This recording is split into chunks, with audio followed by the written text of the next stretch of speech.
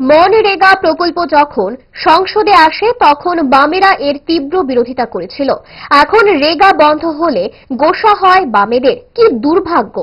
আজ বিজেপির সদর গ্রামীণ জেলার উদ্যোগে ভিবিজি আরএএমজির নয়া আইন নিয়ে সংবাদ সম্মেলনে হাজির হয়েছিলেন প্রদেশ বিজেপির সহসভাপতি সুবল কুমার ভৌমিক।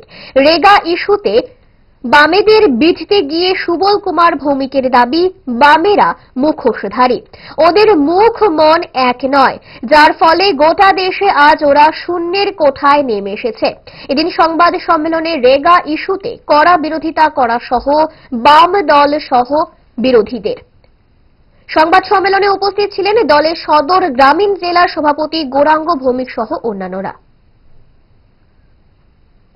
চালু করে মনমোহন সিংজির সময় এই রেগা চালু করার সময় এই সিপিএম এর রেগার বিরোধিতা করেছে লোকসভায়। এখন রেগা বন্ধ হলে তারা চিৎকার করছে। কি দুর্ভাগ্য আমাদের! এই একমাত্র পার্লামেন্টে তখন তাদের অনেক সদস্য ছিল, প্রায় 63 জন ছিল মার্ক্সবাদী কমিউনিস্ট পার্টির লোকসভার সদস্য। তারা কিন্তু চিৎকার করেছে এদিন রেগার বিরুদ্ধে, তারা কিন্তু বিরোধিতা করেছে এই বিলের। আজকে আবার তাদের রাজনীতি, এই রাজনীতির কারণেই তাদেরকে ভারতবর্ষের মানুষ বিশ্বাস করেনি। যে কমিউনিস্ট পার্টি ভারতবর্ষে 64টা লোকসভার সদস্য ছিল, আজকে শূন্য হয়ে গেছে। কেন শূন্য হয়েছে সেটা ওরা বুঝতে পারেনি। কারণ ওরা প্রথম কম্পিউটার বিরোধিতা করেছে, এখন কম্পিউটার নিয়ে ওরা মাতামাতি করে। ওরা সোশ্যাল সোশ্যাল মিডিয়া, ওরা কিন্তু সোশ্যাল মিডিয়ার বিরুদ্ধে রাস্তায় রাস্তায় মিছিল করেছে। এখন দেখবেন সোশ্যাল মিডিয়ায় সবচেয়ে বড় হাতিয়ার অপপ্রচার করার জন্য।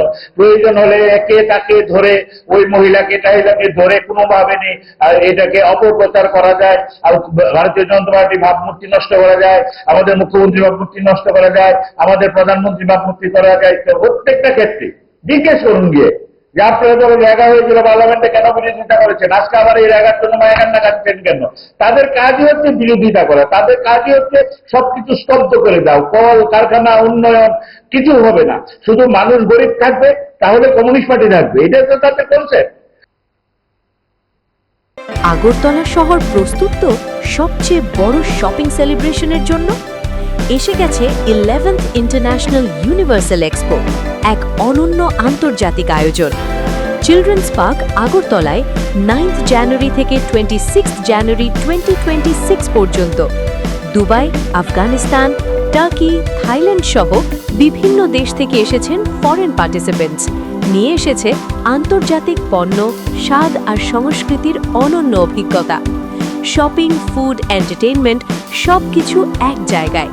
এটা শুধু একটি এক্সপো নয়, এটাই আগরতলার সবচেয়ে বড় শপিং ফেস্টিভ্যাল।